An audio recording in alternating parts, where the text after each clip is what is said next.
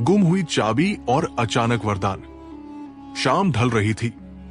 आसमान पर सुरमई बादल बिखरे हुए थे, जैसे किसी ने जमाने की थकन को रंगों में पिरो दिया हो। हवा में धूल और उम्मीद की महक थी। उसी गली में जहां हर दरवाजा अपनी ही फिक्र में बंद रहता था, एक बूढ़ा दुकानदार अपनी छोटी सी किराना दुकान समेट रहा था।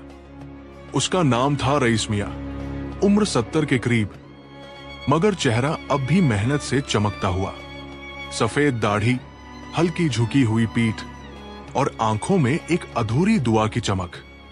रईस मियां की दुकान उस मोहल्ले की सबसे पुरानी दुकानों में थी, मगर अब वो दुकान बस जिंदा थी, चलती नहीं थी।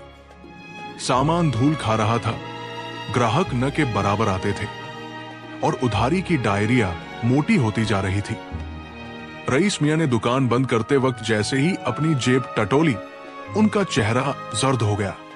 या अल्लाह, चाबी कहां चली गई? वो वही चाबी थी जिससे वो दुकान का ताला खोलते और बंद करते थे। वो चाबी सिर्फ एक ताले की नहीं थी, वो जैसे उनके सब्र, उनकी मेहनत और उनकी उम्मीद की आखिरी निशानी थी। उसी चाबी से वो हर सुबह अपना गुजरा हुआ वक्त खोलते थे। उन्होंने पूरी दुकान पलट डाली, थैले, बोरी, गल्ला, हर कोना देखा, मगर चाबी कहीं न मिली। उदास मन से रईस मियां ने लकड़ी के बोर्ड को आगे सरकाया और ताले को बिना बंद किए दुकान छोड़ दी। अब कौन चोर आएगा इस वीरान दुकान में?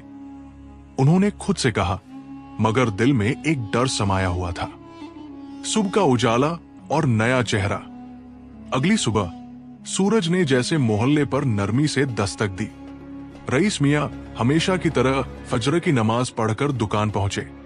उम्मीद थी कि शायद रात में कोई फरिश्ता चाबी रख गया हो, मगर ताला अब भी अधखुला था और चाबी अब भी गायब।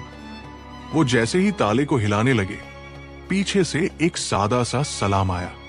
अस्सलामु अलैकुम चचा, ये दुकान आपकी है? रईस मियां ने मुड़कर देखा। एक नौजवान लड़का, उम्र कोई 25 बरस, गर्द से भरा बैग और आंखों में जिंदगानी का जुनून।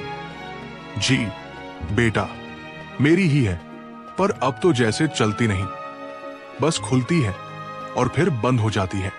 अगर इजाजत दे तो मैं थोड़ी देर बैठ जाऊं। सफर लंबा था। लड़के ने अदब से पूछा। रईस मियां ने हंसते हुए ताला छोड़ दिया। बैठ जाओ, दुकान तो वैसे भी सबके लिए है, सिर्फ खरीदने वालों के लिए नहीं। किस्मत की दस्तक। लड़के का नाम था भैज। वो एक बेरोजगार नौजवान था जो काम की तलाश में शहर आया था। जब उसने दुकान को खुला देखा और बूढ़े दुकानदार को परेशान पाया तो मदद का मन बना लिया। चचा, आप चाहें तो मैं थोड़ी सफाई कर दूं। ये सामान अच्छे से जम जाए तो शायद लोग रुके। रईस मियां ने पहले इनकार किया, फिर उसकी आंखों की चमक देखकर इजाजत दे दी। भैज ने दुकान को जैसे नया जन्म दे दिया। पुराना सामान सजाया, काउंटर को साफ किया और सबसे ऊपर दुकान के सामने एक छोटा सा बोर्ड लगा दिया। ईमानदारी से नफा कमाया जाता है, चलिए साथ मिलकर शुरुआत करें।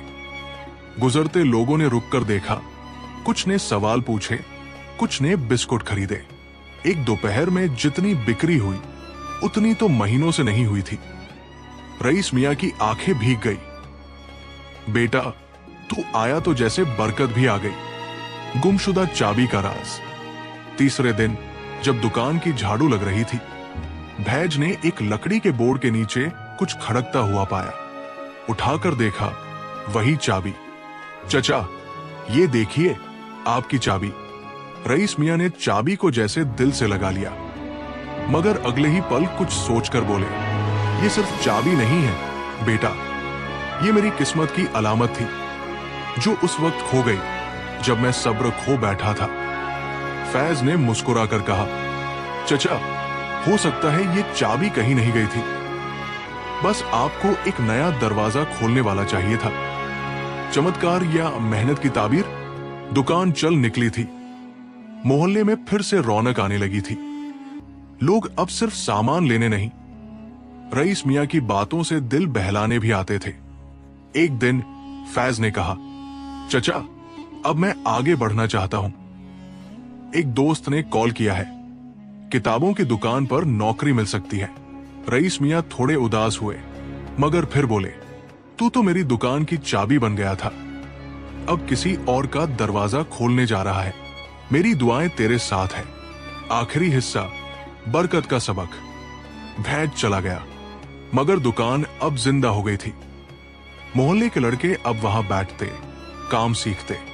रईस मियां ने एक छोटा सा बोर्ड अब खुद बनाया था, बरकत मेहनत में है और चाबी सब्र में। वो चाबी अब भी दुकान के पास टंगी रहती है, एक याद, एक सबक और एक दुआ की तरह। नतीजा, इस कहानी में कोई जादू नहीं, बस सब्र की ताकत है। कभी कभी जब किस्मत दरवाजा बंद कर देती है तो अल्लाह किसी इंसान को भेजता है, एक चाबी की तरह, जो हमें फिर से खोल देता है।